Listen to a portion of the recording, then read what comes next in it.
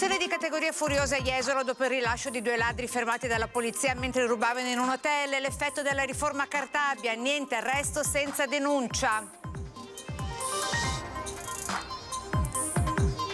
Così si invitano i ladri a venire a rubare in Italia. Insieme alla rabbia degli operatori economici c'è quella del comune, prevista l'assunzione di altri agenti di polizia locale.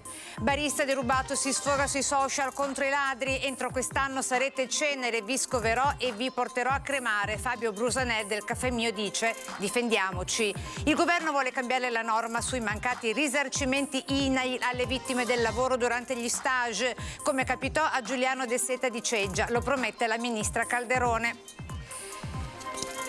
Tanto rumore per nulla. Secondo uno studio della CGIA di Mestre, i lavoratori autonomi continueranno a pagare più tasse dei dipendenti. Il 16 novembre 2019 Gianluca Vialli venne a Venezia da capo delegazione della Nazionale Azzurra. Trovò una città stremata dall'alta marea eccezionale. Dalla regata in Canal Grande alla corsa di Malomocco, tornata dopo 2 anni di interruzione causa Covid. A Venezia si è festeggiato una Befana in splendida forma. Buonasera e bentrovati in diretta con l'informazione veneziana dei notiziari di Antenna 3. L'avete sentito dai titoli, adesso andiamo a Jesolo dove si invitano i ladri in un certo qual modo a venire a rubare in Italia. Questo è lo sfogo delle associazioni di categoria di Jesolo, furiose dopo che 2 ladri sono stati fermati dalla polizia mentre rubavano in un hotel, ma sono stati subito rilasciati per effetto della riforma Cartabia, che non prevede l'arresto, sebbene in flagranza di reato, senza la denuncia. Colto in flagrante dalla polizia subito dopo una spaccata all'hotel La Pineta di Viale Orienti a Jesolo e immediatamente lasciati liberi perché con la riforma Cartabia per l'arresto è necessaria l'immediata denuncia da parte di chi ha subito il furto. Alla coppia di ladri non sarà perso vero cavarsela con una semplice declinazione delle proprie generalità prima di tornare a piede libero. Così come non pare vero all'Associazione Jesolana Albergatori e all'Ascom, che esprimono sgomento e preoccupazione per un fatto reputato gravissimo. Ti sembra quasi uno scherzo. Poi ti rendi conto che purtroppo il paese Italia non ti dà nessun tipo di tranquillità e di sicurezza. Il cittadino si sente totalmente inerme. Le prime reazioni sono quelle di dire: ma veramente riusciamo a fare delle leggi di questo tipo? Veramente riusciamo a mettere in libertà gente presa sul fatto che sta compiendo un reato? Assieme al presidente di Confcommercio Angelo Faloppa, anche Pier Francesco Contarini dell'Associazione Albergatori teme gli effetti devastanti che ora potrà avere quanto accaduto l'altra sera, vale a dire un aumento dei furti con la garanzia di una sorta di immunità per i ladri. Francamente è quasi un invito a tutti quanti a dire: venite in Italia, che tanto è l'unico paese al mondo dove potete fare quello che volete, potete delinquere, potete spacciare, potete rubare, potete entrare sulle case delle famiglie, potete fare tutto quello che volete, tanto resterete non solo impuniti, non solo non verrete arrestati, ma non vi faremo neanche il processo. Da tempo Jesolo chiede più forze dell'ordine, non solo d'estate ma anche d'inverno. Se però le forze dell'ordine non sono messe nelle condizioni di offrire la sicurezza che gli si chiede, allora, dicono qui, la riforma Cartabia deve essere cambiata immediatamente, almeno sotto questo aspetto. Questo penso che lo chieda tutta Italia dopo quello che è successo e dopo l'esempio dell'altro giorno penso che lo chieda tutta Italia e sono convinto che questo governo metterà mano alle anomalie di questa riforma che avrà dei fondamenti, come dicevo prima, ma senz'altro deve essere riformata. E restiamo a Jesolo dove dopo il rilascio dei 2 ladri, ripetiamo, sorpresi dalla polizia mentre stavano rubando, quindi in flagranza di reato, insomma fatto questo che preoccupa e non poco anche l'amministrazione comunale. Se poi queste persone che delinquono vengono prese in flagranza di reato e poi vengono rilasciati perché non c'è la possibilità appunto di fare una querela diretta da parte del proprietario della casa, questo per noi è un problema. Già al centro di un vivace dibattito politico e tra addetti ai lavori, l'entrata in vigore della riforma Cartabia della giustizia penale inciampa Jesolo in un caso destinato a far discutere a lungo, quello dei 2 ladri arrestati in flagrante dopo la spaccata in un albergo e rilasciati perché secondo la nuova procedura per il fermo è necessaria l'immediata denuncia da parte di chi ha subito il furto. Capiamo da un lato che questa è una riforma della giustizia che chiede l'Europa per avere i fondi del PNRR, perché devono snellire la giustizia e tutto il ragionamento sui processi, però non è questa la direzione giusta per noi. Insomma, noi confidiamo in una modifica della legge. Quest'anno la Polizia Locale di Jesolo si rinforzerà con l'arrivo di nuovi agenti con tanto di corsi specifici contro la microcriminalità. Così come gli accessi al comune saranno vigilati da telecamere in grado di riconoscere le targhe di auto sospette. I furti fuori stagione in alberghi e ristoranti o seconde case nelle località balneari sono un fenomeno che si ripete inevitabilmente pressoché ogni inverno. Ci sono stati alcuni furti dopo la stagione, più o meno sono sempre le stesse persone che fanno i furti, poi vengono presi, poi escono dopo poco, però diciamo il fenomeno è sotto controllo. E con la cronaca da Jesolo ci trasferiamo a San Donà di Piave con lo sfogo durissimo sui social di un barista con l'esercente stesso che dice dobbiamo difenderci. Vediamo come. Siete entrati a casa mia, spero con le telecamere esterne di vedervi. Entro quest'anno sarete cenere. Vi scoverò io e vi porterò a cremare. Parole pesantissime scritte sui social da Fabio Busanel, titolare del Caffè Mio di Viale 13 Martiri a San Donà, ai ladri che nella notte tra giovedì e venerdì si sono impadroniti del fondo cassa del suo bar, circa 250 euro, e di un PC portatile con il quale gestiva la musica nel locale e molte cose personali. E questo lo ha riempito di rabbia. Ed è brutto, e poi è brutto arrivare a farsi giustizia a sé, giustamente, però se la legge non cambia e chi lavora non è tutelato, sia delle forze dell'ordine che noi commercianti in prima linea o anche uno a casa che vive, è normale che poi alla fine purtroppo certe cose ti vengono in mente di farle, sbagliando o meno, poi cosa fai? È il primo episodio del genere dopo 30 anni dietro a un bancone, sottolinea Busanel, tra le persone, tante delle quali passate a esprimergli solidarietà, tra loro nessun politico. Il ristoratore si sente tradito dalle istituzioni, soprattutto dalle leggi che non mandano dietro le sbarre gli autori di questi reati, quasi costringendo chi li subisce a farsi giustizia da sé, fino ad armarsi. Dobbiamo essere, secondo me, preparati a tutto. Il problema è che purtroppo, anche quando ci si difende, quando ti arriva un ladro in casa, alla fine si passa sempre dalla parte del torto. Devono anche loro capire che se non cambiano le regole si arriverà a questo. Busanel, anche sulla scia di altri fatti del genere successi a San Donà, Jesolo, Mestre, invita tutti a non tacere. Non dobbiamo avere omertà, ma dobbiamo sempre combattere questa criminalità, non aver paura e dire le cose che sappiamo, anche perché poi è nell'interesse di tutti, insomma. E adesso il caso del mancato risarcimento da parte dell'INAIL alla famiglia del 18enne di Ceggia, Giuliano De Seta, lo ricorderete, morto a settembre scorso durante uno stage. Adesso si muove il governo. Il ministro del lavoro ha convocato infatti per giovedì 12 gennaio prossimo un tavolo tecnico. Va cambiata immediatamente la normativa sui risarcimenti INAIL per chi muore durante il periodo di alternanza scuola-lavoro. È la promessa del ministro del lavoro Marina Calderone alla notizia del mancato indennizzo INAIL ai familiari del 18enne di Ceggia Giuliano De Seta, morto lo scorso settembre schiacciato da una lastra di metallo durante uno stage in una fabbrica metalmeccanica di Noventa di Piave. Secondo la legge, l'INAIL non è tenuta a risarcire la famiglia della vittima, lo fa solo se questa fosse stata il principale percettore del reddito familiare. Il 12 gennaio la Calderone, insieme ai colleghi all'istruzione e all'università, presiederà un tavolo tecnico governativo sulla sicurezza sul lavoro con l'INAIL e l'Ispettorato Nazionale del Lavoro per correggere la normativa. Nel 2022 sono stati 3 i decessi di studenti avvenuti durante gli stage dell'alternanza scuola-lavoro.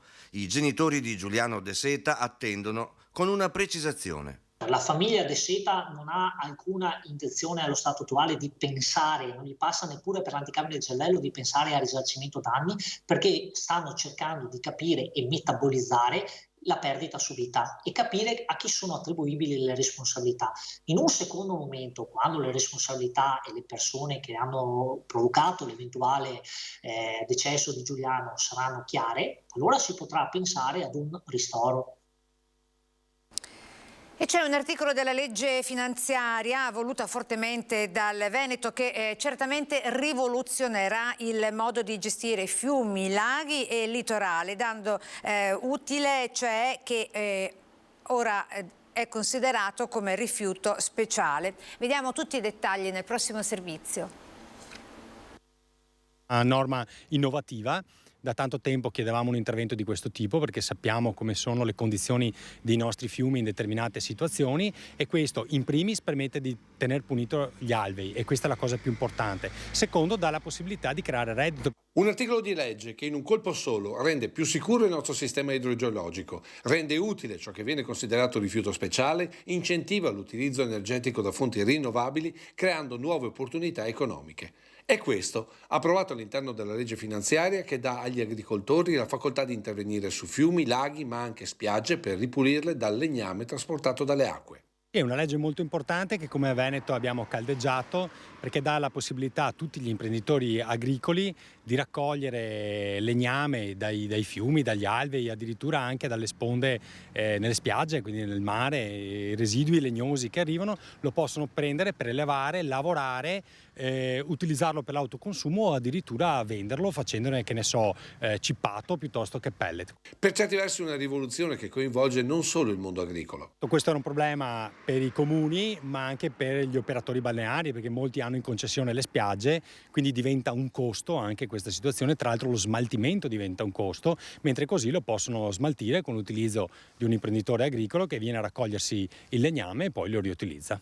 Quindi questa secondo noi è una norma innovativa che come Veneto abbiamo caldeggiato, che è stata recepita, ora si attende il decreto ministeriale che entri un po' nei dettagli della questione. La legge punta soprattutto a proteggere il sistema idrogeologico, scongiurando quindi il pericolo già affrontato in passato, ad esempio che tronchi e sterpaglie fermandosi tra le arcate dei ponti facciano da diga con notevoli problemi per stabilità e deflusso delle acque. Interventi delicati che per questo devono essere fatti esclusivamente da professionisti della terra. Questa norma nasce appunto dal settore agricolo che l'ha richiesta, in primis la Regione Veneto, ed è appunto legata alla partita IVA agricola, quindi all'azienda agricola, questo per evitare anche che si creino situazioni imbarazzanti dove magari molta gente che non ha neanche professionalità in merito si rechi a raccogliere legname, creando anche un po' di confusione. Il rischio è anche di chiedere l'intervento, che ne so, magari della protezione civile, delle proloco, di volontari che poi sono anche sempre a rischio nel fare questo tipo di mestiere. Invece così l'abbiamo codificata e dato la possibilità anche di creare una rendita economica importante. Dall'ambiente alla pagina economica con l'ultimo studio della CGIA di Mestre, secondo il quale gli autonomi continuano a pagare più tasse dei dipendenti anche con la flat tax a 85.000 euro. I lavoratori autonomi continueranno a pagare più tasse dei lavoratori dipendenti anche con l'innalzamento della flat tax fino a 85.000 euro di fatturato. Lo sostiene uno studio della CGIA di Mestre, secondo il quale solo nella fascia di reddito tra i 60 e i 65.000 euro le partite che si avvalgono della cosiddetta tassa piatta pagheranno meno. La nuova flat tax avvantaggerà solo pochissimi lavoratori autonomi e con un costo annuo per le casse dello Stato molto contenuto. E dal confronto con le retribuzioni dei lavoratori dipendenti, le partite IVA continuano a pagare molto di più. Secondo un'elaborazione delle dichiarazioni dei redditi 2021, sarebbero al massimo 140.000 i lavoratori autonomi che con lo slittamento della soglia di fatturato a 85.000 euro godrebbero del vantaggio fiscale garantito dalla flat tax, con un costo aggiuntivo per le casse dello Stato di 404 milioni di euro all'anno. Chi in queste ultime settimane ha gridato allo scandalo, quindi, secondo il coordinatore dell'ufficio studi CGIA Paolo Zabeo, dovrebbe ravvedersi. Basta quindi mettere gli uni contro gli altri. L'unica cosa da fare è ridurre le tasse drasticamente ad ogni contribuente, sulla base del principio pagare meno per pagare tutti. È pesante l'aumento dei canoni demaniali di spiagge e campeggi al mare. Gli operatori veneziani si ribellano. più 25%. Il Ministero delle Infrastrutture ha deciso di aumentare di 1/4 i canoni delle concessioni demaniali marittime. Tutti gli operatori del settore turistico balneare veneziano, compresi i gestori dei campeggi, esprimono la loro perplessità e preoccupazione. L'aumento, evidenzia Francesco Berton, presidente di Asso Camping Cavallino Treporti, ha aggiornato i valori dei canoni all'Istat, ma è notevolmente superiore al tasso di inflazione dei prezzi al dettaglio. Le conseguenze, dicono gli operatori del settore, saranno quelle della fuga dei turisti italiani verso le località balneari oltre confine e le grandi difficoltà economico-finanziarie in cui si troveranno le nostre imprese. Un aumento discusso con nessuna associazione di categoria, afferma il presidente di Asso Camping, e che arriva in un periodo di forti destabilizzazioni generate dagli aumenti smisurati e imprevedibili dei costi energetici e delle forniture di beni e servizi. E anche Venezia partecipa commossa al lutto per la morte di Gianluca Vialli, ricordando la visita del grande campione a Venezia in piazza San Marco a novembre del 2019. Quel giorno indossò gli stivaloni da acqua alta fino alla coscia pur di portare coraggio e vicinanza alla città di Venezia, stremata dall'acqua alta eccezionale del novembre 2019. Lui che i sogni ai tifosi li regalava in campo con i suoi gol e inseguendo un pallone. Venezia non lo dimentica e partecipa commossa al lutto per la scomparsa di Gianluca Vialli, che da capo delegazione della Nazionale Azzurra arrivò insieme al presidente della Federazione Italiana Gioco Calcio, Gabriele Gravina, e al portiere Gianluigi Donnarumma a portare coraggio e esprimere vicinanza ai veneziani. Struggente il ricordo tratteggiato per noi da Beppe Dossena, campione del mondo a Spagna 82 e soprattutto compagno di squadra di Gianluca Vialli nella Sampdoria, che insieme a Mancini vinse lo scudetto nel 1991. È stato molto semplice voler bene a Gianluca Vialli. È stato un compagno ideale, un calciatore straordinario, generosissimo. È difficile trovare in un attaccante con quelle qualità una grande capacità di mettersi a disposizione della squadra. I grandi messaggi e gli attestati di simpatia che sta ricevendo sono il giusto tributo ad un uomo che ha lasciato un segno indelebile in tutti noi. Un grande dispiacere, però c'è anche un grandissimo sollievo.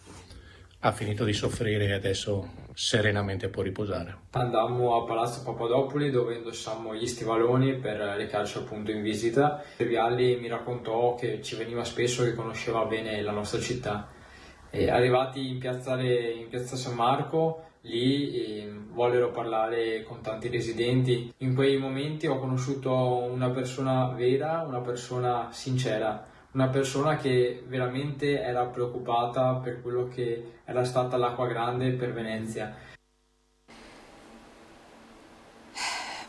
È un'emozione che dura poco e capita solo 2 giorni all'anno. Veneziani turisti col naso all'insù il giorno dell'Epifania in piazza San Marco per l'uscita in processione delle statue in legno dei Re Magi dalla Torre dell'Orologio. L'evento avviene infatti solo il 6 gennaio a mezzogiorno e alle 16, più il giorno dell'Ascensione. La processione di Gasparre, Melchiorre e Baldassarre, che omaggiano la Natività, avviene fin dal 500 e quest'anno si è inserita nelle molte ricorrenze per i 1600 anni dalla nascita di Venezia. A procedere i Re Magi, un angelo che suona la tromba, l'antico meccanismo che li trascina è un binario semicircolare che sta sopra il quadrante. Le statue sono delle copie fedeli realizzate nel 1755 da Giobatta Alviero. Quelle originali risalivano al 1499.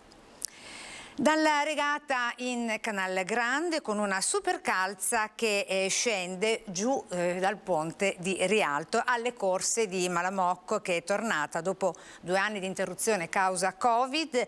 A Venezia si è festeggiata una Befana decisamente in splendida forma. Dalla regata delle Befane in Canal Grande con la calza gigante che scendeva dal ponte di Rialto alla corsa della Befana a Malamocco, organizzata dalla Venezia Triathlon, in cui hanno partecipato 155 atleti al Lido di Venezia, 80 podisti, di cui 25 donne, 60 bambini e 15 camminatori. È stata un'edizione veramente soddisfacente, penso che tutti si siano divertiti, la temperatura era ideale per correre, il percorso ha reso al massimo, i camminatori hanno avuto il loro bel percorso all'interno del borgo e credo che anche l'Associazione Civica Malamocco, che ci ha lasciato questa grande eredità, possa essere soddisfatta di questa edizione. La corsa su un percorso di 9 km e 700 metri si è conclusa con la vittoria ex aequo nel maschile per Andrea De Stares e Stefano Zennaro, mentre il trionfo femminile è stato conquistato da Giorgia Bocchetto. La parola ai vincitori. Ci tengo a essere presente tutti gli anni, è una corsa bellissima, un percorso magnifico tra la spiaggia e la pineta e ho avuto il piacere di farlo quest'anno assieme al mio compagno di allenamenti. Stefano, chi meritava di arrivare prima? Meritavamo tutti e due, giustamente. Probabilmente più Andrea, perché è stato così gentile di aspettarmi quando mi si è staccato il pettorale. Dopo tanto allenamento che facciamo assieme, corse insieme, è giusto anche comunque condividere le soddisfazioni. Ti aspettavi di vincere? Guarda, io sono venuta per divertirmi, dico sempre l'importante è esserci, se poi vinco tanto meglio. Com'è stata la gara? Come sviluppa? La gara, a parte il tratto sulla sabbia che ovviamente è più impegnativo, è bella, è fluida, è varia, per cui ti passa presto, sono 10 km molto veloci.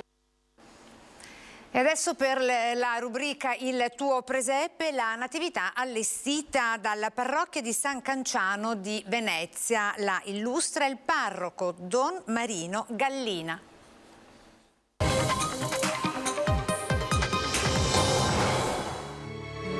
Siamo qui davanti al presepio di San Canciano preparato da due persone che hanno dato disponibilità con impegno, con fantasia.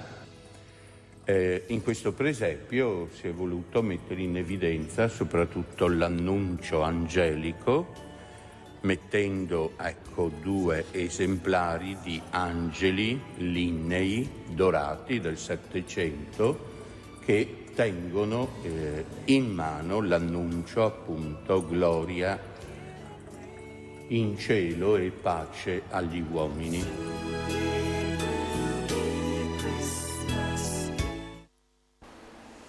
E siamo in chiusura di TG, queste le informazioni di oggi di Antenna 3 Venezia. Ci salutiamo come sempre con le previsioni del tempo. Arrivederci.